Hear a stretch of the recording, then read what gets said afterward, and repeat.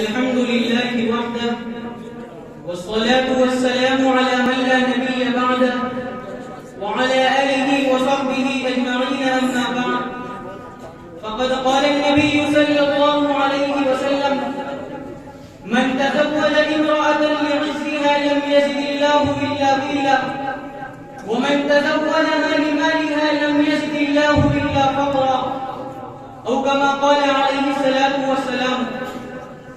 گرامی قدر صدر محترم و حکم مستحکم، اسٹیج پر جلوہ افروز اساتذہ کرام اور گلشن امینی کے نوشگفتہ پھولوں، آج ہندوستان کے اندر اور خاص طور سے ہمارے معاشرے میں جہیز ایک ایسا ناصور بن گیا ہے جس نے زندگی کی بنیادوں کو ہلا کر رکھ دیا، سینکڑوں ہزاروں گھروں کو تباہ و برباد کر دیا اور کتنے ہی جذبات کو نیست و نابود کر دیا. یہ وہ بیماری ہے جسے آپ جہیز کے نام سے یاد کرتے ہیں، جو ایٹمی ہتھیار سے بھی زیادہ خطرناک اور مہلک ثابت ہوتا جا رہا ہے. اس منحوس جہیز کی بنیاد پر ہندوستانی معاشرے میں روزمرہ اخبارات کی رونقیں زار بن کر یہ سرخیاں چھپتی ہیں کہ فلاں شوہر نے اپنے سسرال والوں سے بائک نہ ملنے پر اپنی نئی نویلی دلہن کو موت کے گھاٹ اتار دیا. فلاں شخص نے اپنے سسرال والوں سے مزید جہیز کی مطالبات پورا نہ ہونے پر اپنی نئی نویلی دلہن کو موت کے گھاٹ اتار دیا. ملت اسلامیہ کے نوجوانوں، اخبارات کی یہ سرخیاں ابھی غیر قوموں ہی کے اندر نظر آتی تھی، مگر افسوس صد افسوس رفتہ رفتہ ہمارے اسلامی معاشرے کے اندر بھی یہ واقع چکی ہے. آج اخبارات کے اندر جہیز کے لیے پہن چڑھنے والی کہیں فاطمہ تو کہیں رضیہ، کہیں شبنم و فرزانہ اسلامی شریعت کے نام لیواؤں سے یہ پکار کر کے رہی ہے آج اسلامی شریعت کتابوں اور وعدوں کے بجائے عمل میں آ جائے. محترم حضرات، عورت رب ذوالجلال کی جانب سے عطا کردہ وہ حسین تحفہ ہے جس نے انسانی زندگی کو رعنائی بخشی. اسی عورت کے دم سے نظاروں میں خوبصورتی پیدا ہوئی. اسی معصوم کری نے حضرت آدم علیہ السلام کی زندگی سے خوف و وحشت کو دور کیا.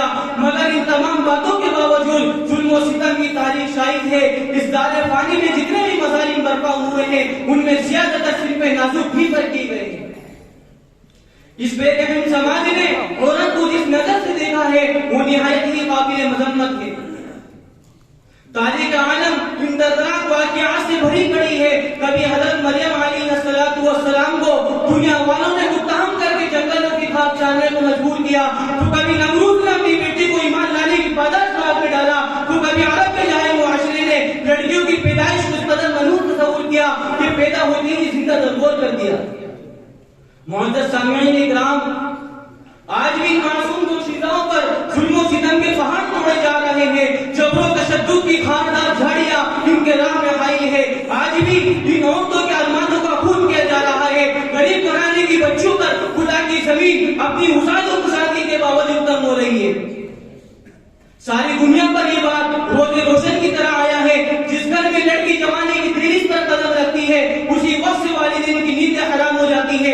زندگی کا ہر لمحہ سانپ بن کر ڈسنے لگتا ہے. ایک طرف لڑکی کی اٹھتی ہوئی جوانی ہوتی ہے، دوسری طرف جنسی بھیڑیوں کی اٹھتی ہوئی نگاہیں، تیسری طرف رشتے داروں کی چینی گوئیاں. والدین جب اس گلاب کے پھول کو سجانے کے لیے جب کسی گلدان کی تلاش کرتے ہیں، جہیز کے مطالبات ان کے ارادوں کو وہیں نسوان کر دیتے ہیں. عجب و ماجرا یہ حضرات دیکھیے، عجب و ماجرا یہ حضرات دیکھیے، داماد مانگتا ہے اب خیرات دیکھیے. ارے جہیز کے ٹھیکیداروں کان کھول کر سن لو، ذرا دیکھو تو صحیح. تاجدار بطحا کائنات کے سردار جناب محمد رسول اللہ صلی اللہ علیہ وسلم کی لاڈلی اور لخت جگر جس کے بارے میں کائنات کے سردار نے فرمایا فاطمہ کی ذات منی، حضرت فاطمہ رضی اللہ تعالی عنہا کا عبد مسعود کس انداز میں ہوتا ہے. جسم پر جو چادر ہے اس میں 16 پیمن لگے ہوئے ہیں اور بنت رسول اللہ صلی اللہ علیہ وسلم ہونے کے باوجود بیادہ کاشر خدا حیدر کرار علی المرتضی رضی اللہ تعالی عنہ کے گھر کی جانب روانہ ہو رہی ہے. اور جہیز میں ایک تکیہ، ایک بستر، ایک چکی، 2 مٹکے پر مشتمل مختصر سا سامان علی المرتضی رضی اللہ تعالی عنہ کو پیش کیا گیا. آج ہم یہ کہتے ہیں ہمارا بیٹا ڈاکٹر ہے، ہمارا بیٹا انجینئر ہے، ہمارا بیٹا گریجویٹ ہے، ہمارا بیٹا پائلٹ ہے، ہمارا بیٹا سعودی عرب جہیز کے اندر فارچونر چاہیے.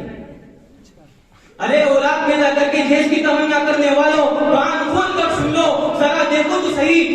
اگر تمہارا بیٹا ڈاکٹر ہے تو علی المرتضی امیر المومنین ہے. اگر تمہارا بیٹا انجینئر ہے تو علی المرتضی مجاہد ہے. اگر تمہارا بیٹا گریجویٹ ہے تو علی المرتضی فاتح خیبر ہے. اگر تمہارا بیٹا ٹیلیفون آپریٹر ہے تو علی المرتضی خلیفہ رسول ہے. اگر تمہارا بیٹا پیکر سیاست ہے تو علی المرتضی پیکر ولایت ہے.